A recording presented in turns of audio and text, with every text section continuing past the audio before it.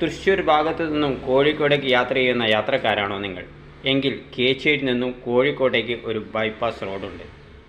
Road പണിയൊക്കെ കഴിഞ്ഞ് അതിമനോഹരമാക്കിയിരിക്കുകയാണ് ഈ റോഡ്. വഴി നീളെ ഒത്തിരി കാഴ്ചകളാണ് നിങ്ങൾക്ക് കാണാനുള്ളത്. കേച്ചേരിയിൽ നിന്നും ഏകദേശം 1 കിലോമീറ്റർ പോന്നാൽ പട്ടിക്കര എന്ന സ്ഥലത്തെത്തും.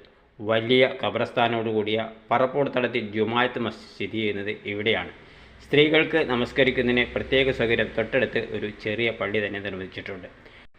ഇവിടെ നിന്ന് ഏകദേശം 1 കിലോമീറ്റർ കൂടി മുന്നോട്ട് പോകുമ്പോൾ നമ്മൾ ചിറനെല്ലൂർ എന്ന സ്ഥലത്തെത്തുന്നു. പോകുന്ന വഴിക്ക് നമുക്ക് ചർച്ച്, മസ്ജിദ്, ടെമ്പിൾ എല്ലാം കാണാൻ സാധിക്കും. ചിറനെല്ലൂർ കൂമ്പുഴ പാലം കഴിഞ്ഞതിന് ശേഷം പാടശേഖരങ്ങളാണ്. ഇരുവശത്തും പാടത്തോടു കൂടിയ അതിമനോഹരമായ ഒരു ഏരിയ.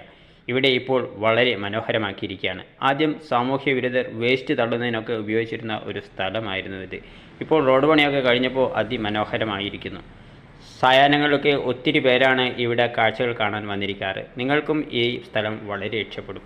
ഇവിടെ പെട്രോൾ പമ്പ്, തട്ടുകട, ഹോട്ടൽ, മറ്റു എല്ലാ സാധനങ്ങളും കിട്ടുന്ന ഒരു ഏരിയ കൂടിയാണ്.